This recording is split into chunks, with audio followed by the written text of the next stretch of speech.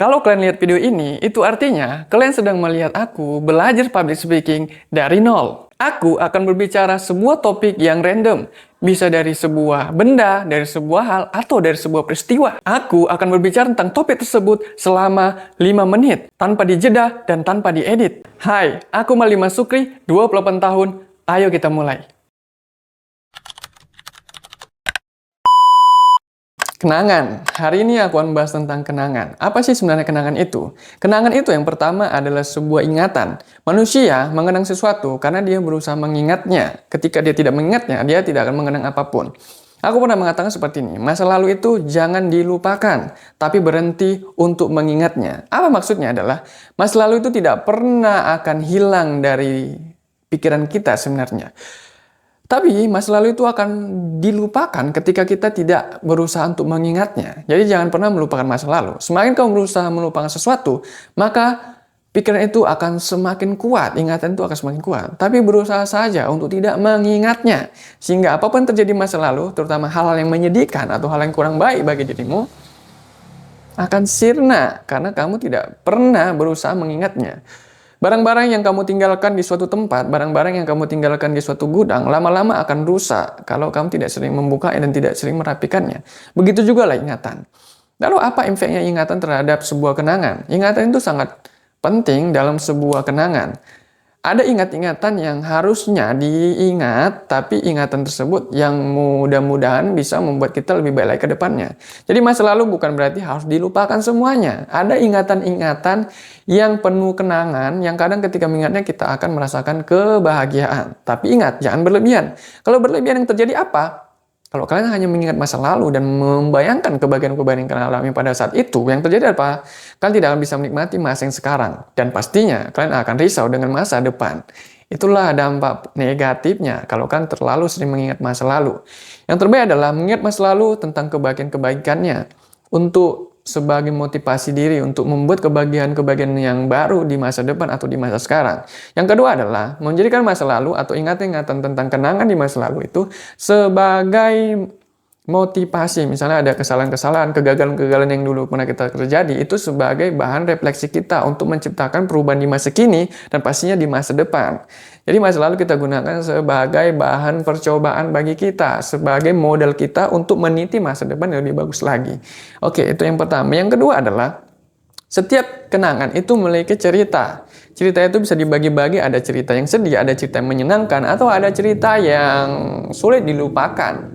Apa hal yang paling sulit dilupakan? Ada dua, mungkin. Yang pertama adalah hal-hal yang sangat menyedihkan, dan yang kedua adalah hal yang sangat menyenangkan. Tapi ternyata otak manusia dirancang ini bukan untuk mengingat hal-hal yang membahagiakan. Karena hal yang membahagiakan biasanya terekam di memori kita itu tidak sekuat dengan hal-hal yang menyakitkan. Ternyata otak kita sensitif terhadap rasa takut, sensitif terhadap rasa sakit, sehingga dia akan lebih merekam hal-hal yang berkaitan dengan masa yang sakit atau masa yang penuh penderitaan. Jadi pasti kalian lebih sering mengingat masa-masa yang menyeramkan, masa-masa yang menakutkan, masa-masa yang penuh penderitaan dan kesedihan daripada masa-masa bahagia kalian. Kalian akan lupa bagaimana rasanya dulu bahagia. Dibandingkan kalian akan lebih mengingat rasa penderitaan di masa lalu. Hal ini ternyata ada alasannya. Alasannya kenapa otak kita memberikan signal pada kita agar kita lebih merekam atau peka terhadap rasa sakit, yaitu agar kita tidak mengulangi rasa sakit di kemudian hari. Jadi itulah pintarnya otak kita.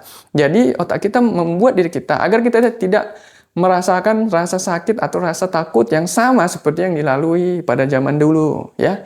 Karena tubuh kita dirancang untuk setiap saat merasa nyaman. Itulah manusia. Maka perkembangan manusia dari zaman dulu sampai sekarang, coba perhatikan. Perkembangan manusia dari zaman dulu sampai sekarang dengan teknologinya, itu membuat manusia semakin merasa mudah dan gampang dan nyaman.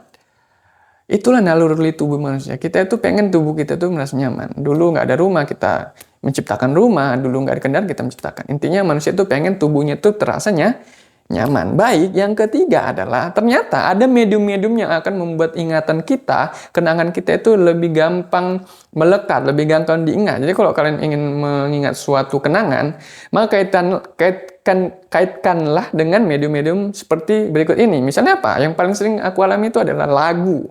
Music itu adalah salah satu seni yang paling berimbas, impact-nya paling kuat bagi manusia saat ini.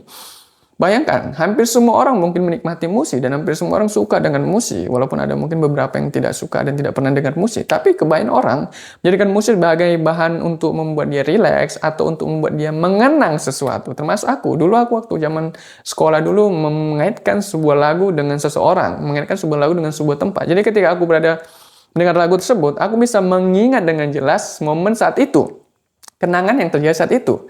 Ketika mendengar sebuah lagu, aku juga bisa mengingat momen tempat tersebut, momen orang yang biasa lebih kebanyak kepada manusia atau kepada seseorang. Ini luar biasa. Jadi kita memberikan momentum sebuah medium yaitu lagu atau mungkin bisa hal-hal yang tapi biasanya lebih ke lagu ya kalau aku. Itu lebih gampang untuk mengenang suatu momen yang spesial mungkin bagi kita di masa lalu begitu. Yang bahaya adalah kalau momennya menyedihkan, terekam dalam sebuah lagu itu bahaya. Ya bagus lagunya nggak usah didengarkan lagi ya.